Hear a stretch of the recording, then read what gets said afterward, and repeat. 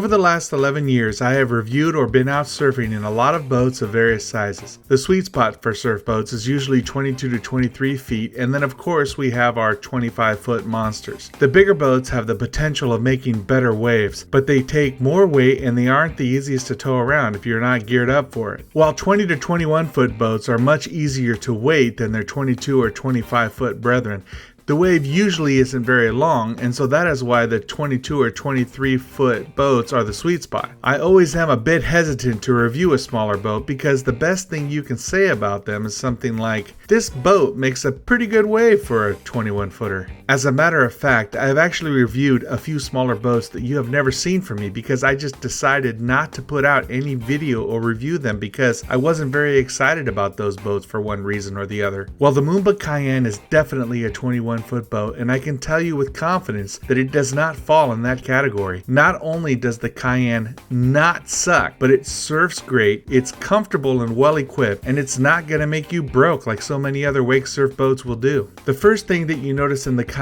is that, like the Moomba Makai, which we have reviewed before, it's not quite the luxury found in a new Supra, but it's not Spartan either. The interior looks great and feels sturdy and comfortable. You can clearly see where costs were saved over a more luxury boat, but if I owned this boat, I wouldn't feel like I skimped. It feels and looks great in and out. I especially enjoyed seeing the hinged seats and lined storage compartments. There are other touches that I love, like the easy access battery switch and the cool ergonomic glove compartment. There were 5 of us in the boat, and I am worth at least 2, and we were not using the bow and we were not cramped. Some great options are available, like these sick Triton strapless racks from Roswell Marine and stereo equipment from Wet Sounds. One of the reasons this boat excites me is that it has the ballast of a larger boat. It has a standard ballast system of 3,700 pounds with 6 reversible pumps. If you couple that with the optional auto wake, you have a first-class wake surf machine that makes a wave as good or better than many bigger boats. 3,700 pounds is a lot of ballast, and in this hull it doesn't quite fit all under the floor. Moomba did a good job engineering the rear locker so that you still get decent storage in those rear lockers and you don't have to worry about the bags underneath. We didn't have any problem stowing all of our life jackets and gear, including drones and camera. Check out that wave. Matt spent a lot of time going over the new optional Flow 3.0 surf system with us, which made an exceptionally clean wave on both sides of this boat and offers you greater adjustment than the previous generation. There is a lot to say here, and maybe we need to do a future video, but the point to take away is that this wave is as clean and easy to make as the latest Supras I am used to. You can see during side-to-side transitions that there is no need to adjust weight when we are going side to side. Moomba has engineered the system correctly so that the wave is instantly clean when switching from one side to the other. The lip is very similar to our SC or the new SA, and the wave is not mushy. The wave is long, not just for a 21-foot boat either. If I saw this wave on a 22 or 23-foot boat, I would not think it looked smaller. I can tell you from watching the riders and riding it myself that it had plenty of power. I surfed at 10.6 miles per hour and had no problem staying in the wave and definitely had room to go back and forth and play around. We did use a few hundred pounds of lead in this session, mostly for my benefit, but honestly, this boat is fine with the 3,700 pounds of stock ballast. If you do decide to add lead, I would only do so to fine-tune the wave as you see fit. The transition is the part of the wave that curves from the flat water to the top of the lip of the wave, and this is one area where smaller boats can suffer. The transition on the Kaiyen was smooth and is something that Allison pointed out while riding. She especially notices the quality of the transition when doing her bottom turns or launching for some air. If I compared side to side, I might find that the Super SA or SC has a slightly better transition, but we surfed our SA a few hours later and I didn't feel like they were that different. That is a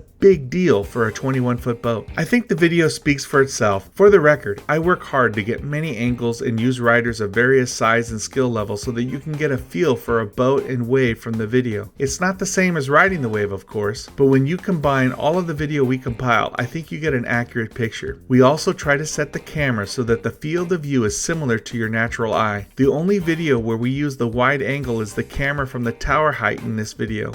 So what is this going to set you back? What do you expect to pay for this great wave and 3,700 pounds of standard ballast with 6 reversible pumps? The MSRP for the Moomba Kaiyen is about $75,000, and you can get one very well equipped in the 80s. I would add this boat on your demo list even if you are looking for a 22 or 23 foot boat. I really love what Moomba is doing with the Kaiyen and also with its big brother the Makai. Amy and I have discussed that these are two boats we could own and feel content surfing on and hosting friends as our primary boat. Both the Makai and the Kaiyen allow you to save some money, yet not feel like you are compromising the stuff that is most important. And that is really what it's all about.